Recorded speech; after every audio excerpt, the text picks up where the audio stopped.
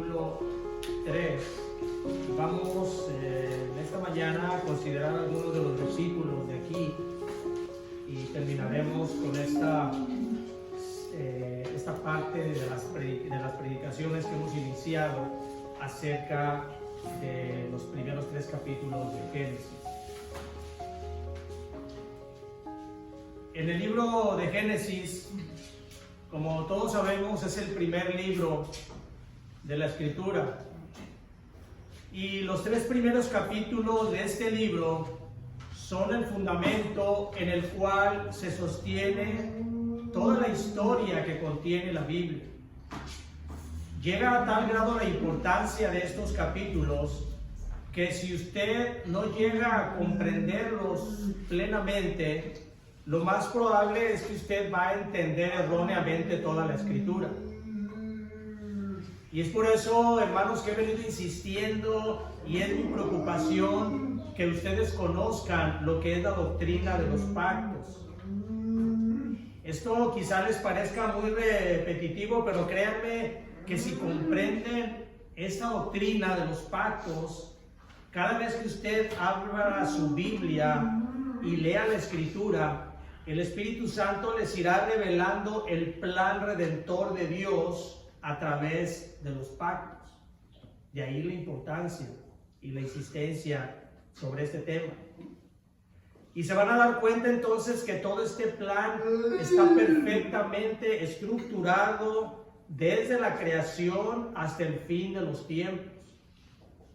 Se van a dar cuenta también, como dijo nuestro Señor Jesucristo, que toda la Escritura habla de Él.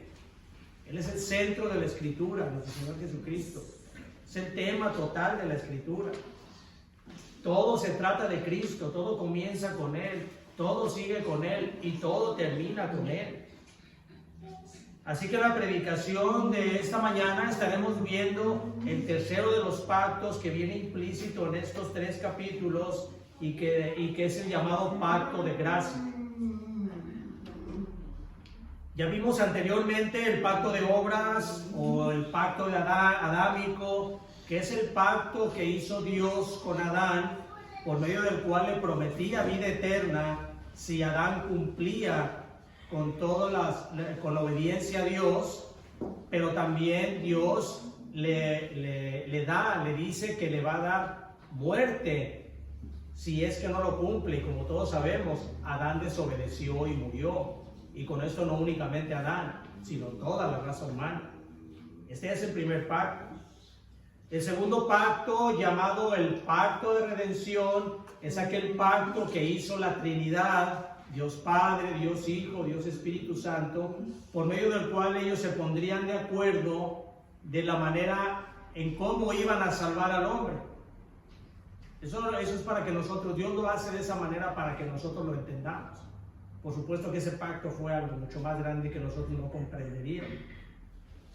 Y en este pacto de redención se originó el decreto en donde se estipulaba entonces cuál sería el papel de cada persona de la Trinidad respecto a cómo salvarían al hombre. Ese es el tercer pacto, es el pacto de gracia, y ese es el pacto que vamos a ver el día de hoy. Para que nosotros podamos entenderlo un poquito más, me gustaría hacerles una ilustración. Y las ilustraciones, hermanos, son buenas porque hacen más clara la explicación de un tema. Nuestro Señor Jesucristo utilizó ilustraciones, parábolas, para enseñar a las personas, y de esa manera las personas captaran mejor lo que decía, lo que el Señor Jesucristo quería decir. Así que permítanme darles una ilustración para entender la correlación que hay entre esos 3 pactos. Ustedes quizá han visto alguna película de arqueología, esas películas donde encuentran algún tesoro, pero hay una llave dividida en 3 partes, por ejemplo un medallón que está dividido en 3 partes, y cuando lo juntan y lo ponen en algún lugar, se abre alguna puerta y se ve un mundo lleno de maravillas. Así es esto de los 3 pactos, hermanos. Cuando nosotros ubicamos, correlacionamos esos 3 pactos, Dios nos abre el entendimiento de toda la Escritura, de todo su plan de salvación, y nosotros podemos ver entonces qué es lo que Dios tenía para nosotros por medio de eso, por medio de ese. Entonces, aquí hay una revelación espectacular. Tenemos nosotros que ver los tres pactos unidos, cómo Dios nos abre el conocimiento, y dentro de la Escritura nos va revelando el Señor su plan de salvación a través de otros pactos. Cada pacto que Dios va haciendo con un hombre representante de la raza humana, Dios nos va abriendo el conocimiento cada vez más. Dios tenía un plan desde un principio. Dios no hizo un plan A y luego le falló, y luego hizo un plan B y luego le falló, como dice el dispensacionalismo. Dios no trabaja así. Dios tiene un plan desde el principio, desde la caída del hombre tuvo el plan perfecto y lo fue desarrollando y revelándonos a nosotros por medio de diversos pactos. Vamos a orar, hermanos, y esta es la introducción a nuestro tema. Vamos a orar y vamos a comenzar con nuestra predicación. Bendito Padre, gracias te damos, Señor, por tu palabra que nos has dejado. Gracias porque nos permites escudriñarla, comprenderla, Señor, porque has tenido tú a bien el revelarnos aquello que hiciste para nuestro beneficio. Y Señor, en esta mañana queremos pedirte en este tema que nos ayudes a entender y valorar aquel pacto de gracia que tú hiciste para que nosotros pudiéramos tener vida eterna. Quítanos, Señor, toda distracción y que todo lo que hagamos siempre sea para tu gloria y honra. Te lo pedimos en el bendito nombre de nuestro Señor y Salvador Jesucristo. Amén. Génesis capítulo 3, versículo 15. Génesis 3, 15 dice: Y Jehová Dios dijo a la serpiente: Por cuanto esto hiciste, maldita serás entre todas las bestias y entre todos los animales del campo. Sobre tu pecho andarás y polvo comerás todos los días de tu vida. Satanás había engañado a nuestros primeros padres y los había destruido. Y lo primero que hace Dios ante ese ataque de Satanás es maldecir a la serpiente por la infame acción que había cometido. Esta maldición se lleva a cabo por partida doble, porque maldice a la serpiente como animal, pero también maldice a Satanás como el elemento activo. Satanás utiliza a la serpiente como un vehículo, a la serpiente como animal. Y la Escritura nos habla claramente de que era una serpiente, que era un animal. No era Satanás disfrazado de serpiente, era una serpiente. Y Satanás lo utiliza como elemento activo. La serpiente era únicamente el vehículo que utilizaba Satanás para llevar a cabo su obra de maldad. Así que Dios maldice a la serpiente, pero a la serpiente no la interroga como Adán y Eva, no le preguntó ¿qué has hecho? Y no le preguntó ¿qué has hecho? Porque su maldad y su rebelión hacia Dios ya era conocida desde el mismo momento, desde tiempos anteriores, cuando Satanás quiso ser como Dios y cuando organizó una rebelión de los ángeles que sufrieron un merecido castigo. Así que Dios no la interroga, porque Dios sabía que la maldad ya estaba implícita en aquel activo, aquel agente activo que estaba actuando sobre la serpiente. Pero la serpiente como animal es castigada de la misma manera en que son castigados todos los instrumentos que el diablo utiliza para sus fines malévolos. Dios castiga a Satanás, pero también a la serpiente, porque era el vehículo, era el que se prestó para que Satanás tuviera esa parte mala en contra de nuestros primeros padres. Pero así como lo castigó Dios también a la serpiente, de la misma manera Dios castiga a todos aquellos que se prestan para inducir al pecado de otro. Dios odia el pecado y esta enemistad la tiene con aquellos que cometen ese pecado porque son guiados por el mismo Satanás. Todos aquellos que cometen pecado son guiados y son movidos por la misma mente de Satanás. Y es por eso que reciben castigo también esas personas, así como la serpiente lo recibió, porque son instrumentos de Satanás. Le dice el Señor: maldita serás entre todas las bestias y entre todos los animales del campo. Hasta ese momento todos los animales habían sido benditos. Recuerden en el libro de Génesis, en la creación, el Señor hace los animales y el Señor dice: y todo lo que Dios creó era bueno en gran manera. Todos los animales eran benditos. Pero la entrada al mundo trajo como consecuencia la maldición de toda la tierra, incluyendo también los animales. Dice Génesis 3:17, le dice Dios a Adán: por cuanto desobedeciste, maldita será la tierra por tu causa. Pero la serpiente era castigada más que todos los animales, porque dice la Escritura que era astuta. La serpiente era la más astuta entre ellos. Y una astucia mal encaminada siempre se convierte en una fuente de maldad. El hombre, cuando es muy astuto, esa astucia se convierte en una fuente de maldad. Esto es lo que ocurre con los hombres, porque son propensos a convertirse en los instrumentos de maldad de parte de Satanás. Y estos reciben mayor condenación. Alguien que incita a otros al pecado recibe mayor condenación que si cometiera él el pecado él mismo por iniciativa propia, para él mismo.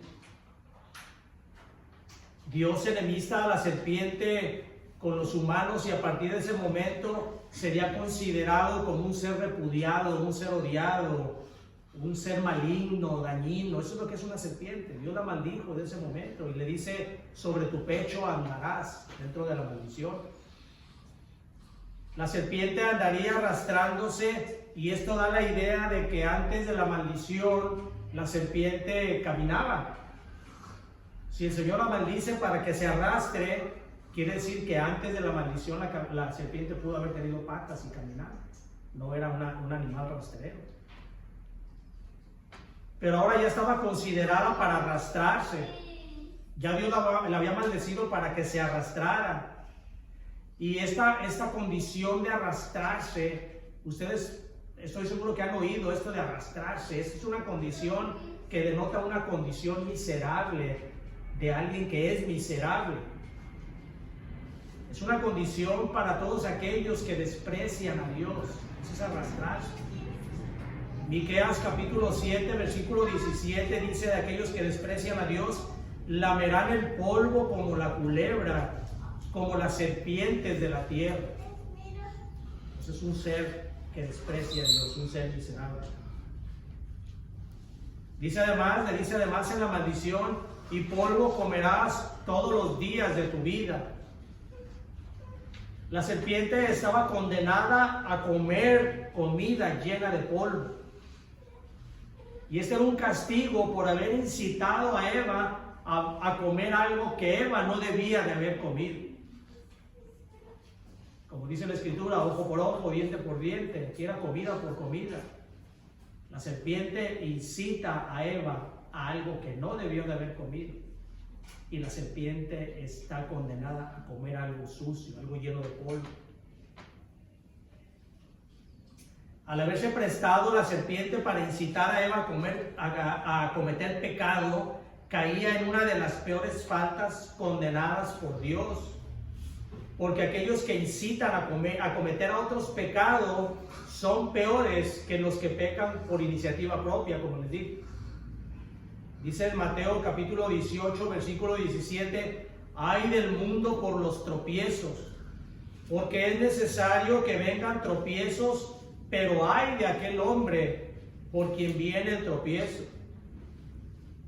Es peor, es una condenación peor la que están sufriendo aquellos que incitan a otros a cometer pecado. Y probablemente usted se preguntará, bueno, ¿de qué manera alguien puede incitar a otro a cometer pecado? Alguien incita a otro a cometer pecado cuando le lleva un chisme o una intriga a un hermano y quiere complacerse para que participe en ese asunto. Eso está incitando a otro a cometer pecado.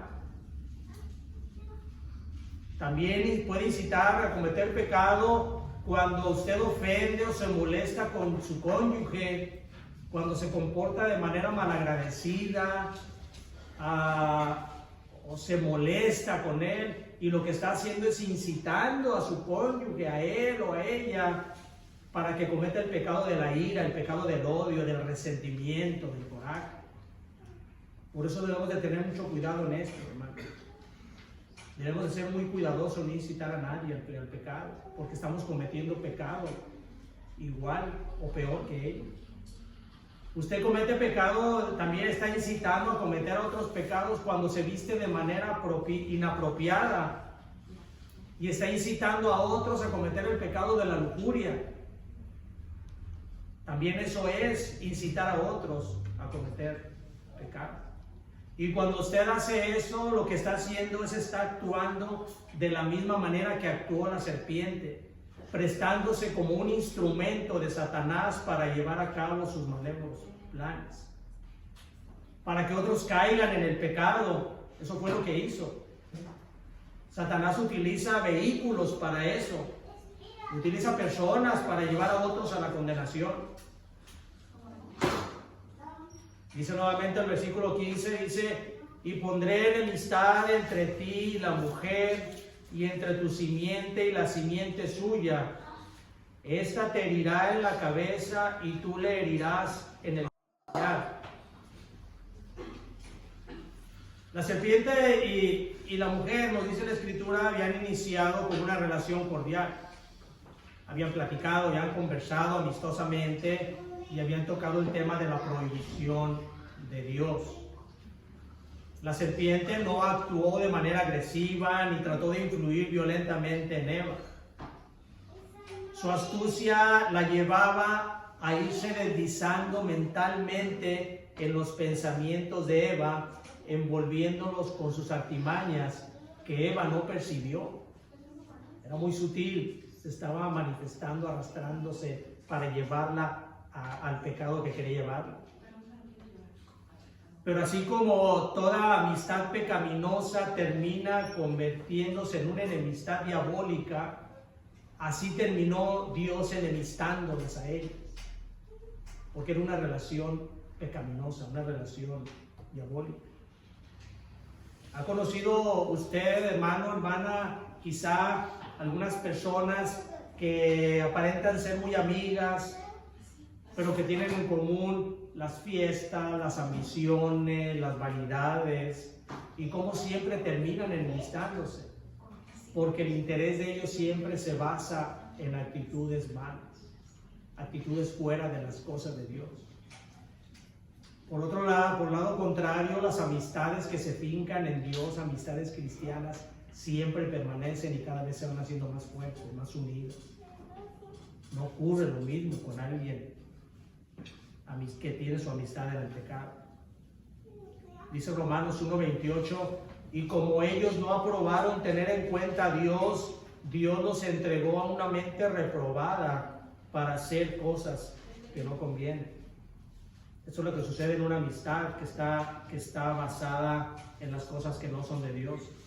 No toman en cuenta a Dios y Dios los entrega a mentes reprobadas para hacer cosas que no convienen. Aquí la sentencia ya iba dirigida a Satanás como el elemento incitador, o como dirían en el ramo legal, como el autor intelectual del crimen.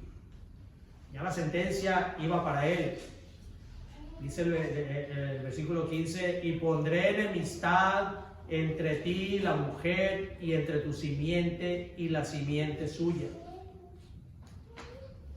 Y aquí nos conviene, hermanos, entender qué es la serpiente de la mujer, la simiente de la mujer y la simiente de la serpiente. La palabra simiente en la Biblia se refiere a descendencia, eso es lo que se refiere. Semilla, pero se refiere a una descendencia. Y para irnos nosotros más rápido, para ahorrarnos todo un estudio teológico, podemos acortar el camino y decir que la simiente de la mujer es el Señor Jesucristo.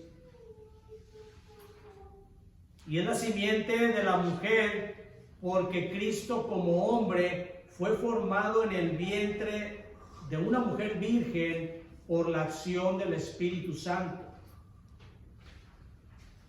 El vientre de María fue únicamente el recipiente que guardaría el Hijo de Dios para que naciera en forma de hombre. En esta concepción no intervino hombre alguno, porque si hubiera tenido parte un hombre, entonces nuestro Señor Jesucristo hubiera recibido la comisión también pecaminosa transmitida desde Adán, y entonces Jesús también hubiera tenido la necesidad de un Salvador y por lo tanto hubiera sido incapaz de salvarnos a nosotros. La simiente entonces de la mujer es nuestro Señor Jesucristo. La simiente de la mujer, aquel que aplastaría la cabeza de la simiente de la serpiente, tenía que ser hombre para hacer el sacrificio expiatorio y sustitutivo que salvara a los hombres. Y también tenía que ser Dios para otorgarles la salvación a todos aquellos que creerían en Él, que confiarían en Él. Dios puso entonces una enemistad entre Cristo y Satanás. En esta maldición que Dios le da, esa amistad se hace entre Cristo y Satanás, entre el Salvador y el Destructor, entre la simiente de la mujer y la simiente de Satanás, entre los hijos de Dios y los hijos del diablo, entre el reino de Dios y el reino de este mundo. Pueden pensar de la manera que, cualquiera de la manera que ustedes crean. Esta enemistad se ha venido desarrollando desde ese momento de la maldición y terminará hasta el final de los tiempos. Satanás ataca al pueblo de Dios mediante las corrupciones que tiene el hombre debido a su naturaleza pecaminosa y busca destruirlos. Y los hijos de Dios se defienden por medio de la gracia, por medio del poder que se le ha otorgado por haber creído en Jesucristo. Romanos 8:37 dice: antes en todas estas cosas somos más que vencedores por medio de aquel que nos amó. Nuevamente, versículo 15 dice: y pondré enemistad entre ti y la mujer, entre tu simiente y la simiente suya. Esta te herirá en la cabeza y tú le herirás en el calcañar. En esta lucha Cristo es herido en el talón, pero Cristo hiere la cabeza del diablo. Cristo rompe el poder que Satanás había tenido sobre el mundo, y nosotros lo vemos en cómo la gloria de Cristo se despliega completamente en el esparcimiento del Evangelio en todas las naciones. Satanás ya no tiene el poder sobre las personas porque Cristo las ha salvado. Los creyentes son como la multitud de las estrellas que no se pueden contar, tal y como Dios se lo había prometido a Abraham, que sería su descendencia. Tampoco las puertas del Hades prevalecen en contra de la iglesia de Cristo, porque es Cristo, la cabeza de la iglesia, la que constantemente le está fortaleciendo a los creyentes y los está librando de los ataques de Satanás. Y cada vez son más aquellos que han sido cautivos por las garras de Satanás, que son liberados por la acción del Evangelio y la acción transformadora del Espíritu Santo. Pero a pesar de la gravedad del pecado de Adán y Eva, Dios fue movido a misericordia y no ejerció sobre ellos todo el peso de la ley.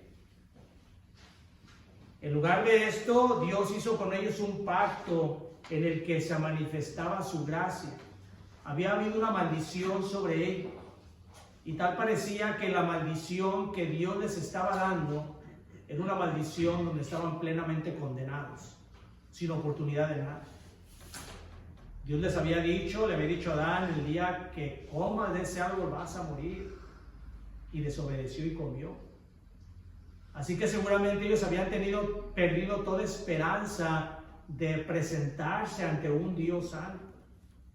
Y ante la maldición que Dios les estaba dando, ellos seguramente habían creído que no tenían ya más oportunidad de tener esa relación con Dios.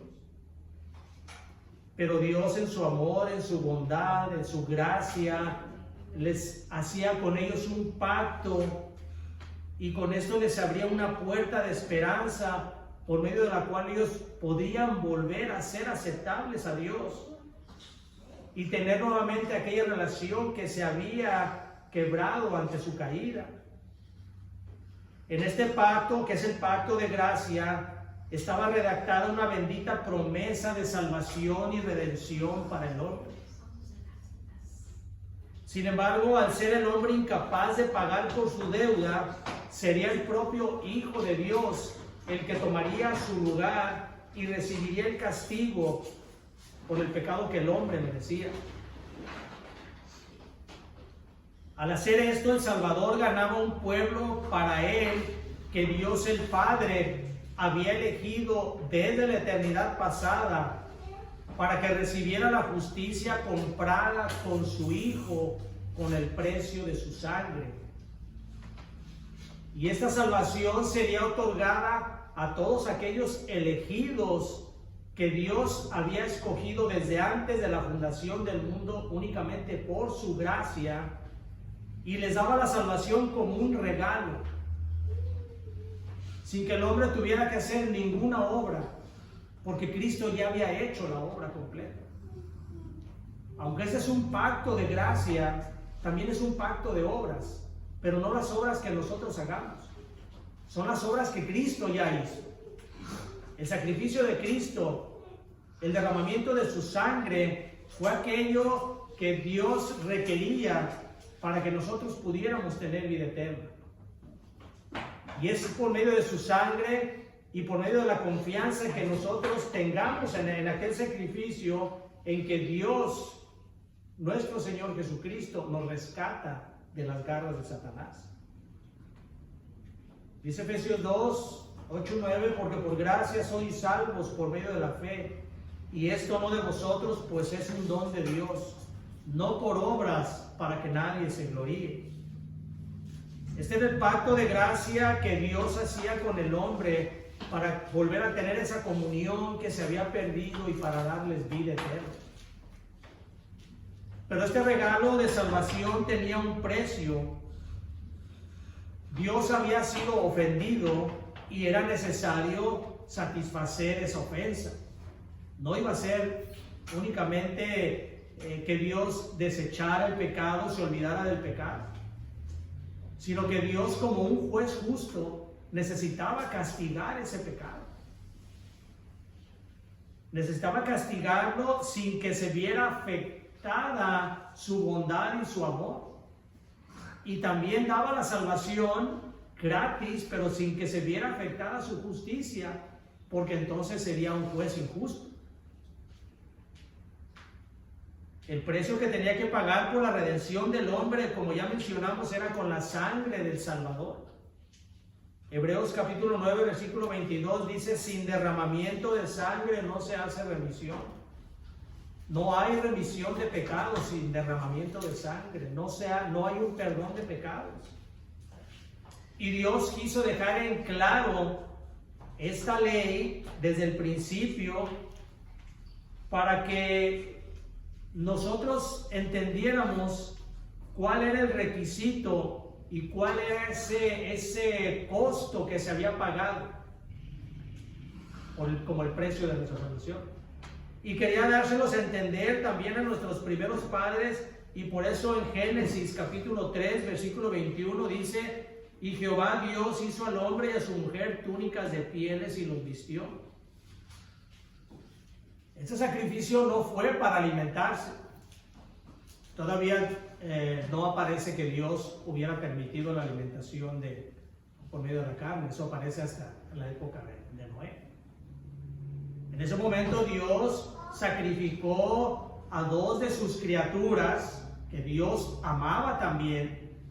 Las tuvo que sacrificar para que por medio de ese sacrificio y las pieles vestía a Adán y a Eva. Ellos habían disfrazado sus cuerpos, habían tratado de vestir sus cuerpos, dice la Escritura, con hojas. Pero Dios en ese momento sacrificaba un animal porque lo que tenían sucio era el alma. Lo que tenían desnudo era el alma. Y tenía que haber sido cubierta con las pieles de animales sacrificados. Sin embargo, esto no limpiaba el pecado del hombre. La institución de estos sacrificios era únicamente la figura del verdadero sacrificio que haría el Hijo de Dios para el perdón de los pecados. Ahí se instituye en ese momento el sacrificio de los animales que posteriormente se darían en una ley, para que el hombre entendiera cuál era el único camino que lo llevaría a la redención. El sacrificio que Cristo hizo en la cruz satisfizo plenamente la justicia del Padre. Y por eso nosotros podemos tener vida eterna por medio de ese sacrificio. ¿Cuál fue entonces los beneficios que nosotros recibiríamos de ese pacto de gracia? Primeramente, nosotros recibiríamos una justicia. Seríamos justificados. Seríamos lavados de ese pecado y entonces Cristo imputaría la justicia que Él compró con su sangre en cada uno de aquellos que creerían en Él. Pero no únicamente recibiríamos la justificación, también recibiríamos la reconciliación con Dios. Cuando el hombre vive enemistado, cuando el hombre vive en pecado, vive enemistado con Dios y no hay una relación con Dios. Aquellas personas que hablan, que no conocen de Dios y que hablan y constantemente dicen es que yo soy bendecido por Dios, no puede haber tal, porque una persona que no está en Cristo no tiene una relación con Dios. Porque Cristo es el único medio para llegar al Padre.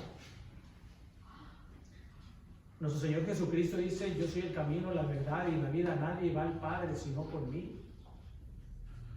Y no hay nadie que pueda llegar si no es por nuestro Señor Jesucristo. Pero también recibimos nosotros, por medio del pacto de gracia, recibimos una nueva naturaleza. Nosotros ya somos unas nuevas criaturas. Fuimos transformados por el poder del Espíritu Santo para ser criaturas nuevas, diferentes. Nosotros ya no amamos el pecado como lo amábamos antes porque nuestra naturaleza ha sido transformada. Ese es otro regalo que recibimos del pacto de gracia. Y además recibimos como regalo del pacto de gracia nuestra resurrección a vida eterna. Estamos nosotros en esta vida recibiendo todos los beneficios que Cristo nos ofrece, pero eso solamente es una mínima parte de aquella grandeza que Dios nos va a dar cuando estemos en su presencia. Ojo que no vio, dice el oído que no oyó, es aquello que Dios tiene reservado para aquellos que lo aman. No entendemos, no podemos captar. Pero como alguien decía, lo más bonito que hay en este mundo es lo menos bonito que hay en el cielo. Y lo más feo de este mundo es lo más bonito que va a haber en el infierno. Así que nosotros esperamos una resurrección a vida eterna al lado de nuestro Señor Jesucristo. El sacrificio que Cristo hizo en la cruz satisfizo plenamente la justicia del Padre, porque Cristo es el Cordero que fue inmolado desde la fundación del mundo. Aquel Cordero que se inmoló como representación para vestir de la justicia los pecados de nuestros padres. Era el Cordero, nuestro Señor Jesucristo, inmolado desde la fundación del mundo. Esa era la representación, esa era la sombra. Y es únicamente por ese sacrificio que nosotros podemos tener vida eterna. El pacto de gracia, hermanos, es la noticia más grande que ha recibido la humanidad. No hay nada más grande que eso. No hay ningún otro medio de alcanzar la salvación. Nadie puede llegar al Padre si no es por medio de Jesucristo, y usted no necesita de hacer ninguna obra, porque ya toda la obra la hizo Cristo. Usted necesita únicamente venir a Cristo en fe y arrepentimiento. El regalo de salvación en ese pacto, el regalo que nos da, es un regalo gratuito. Ya todo está pagado. Cristo lo pagó. No desprecie ese regalo que Cristo da. Ponga su fe únicamente en ese bendito Salvador que es nuestro Señor Jesucristo. Vamos a orar.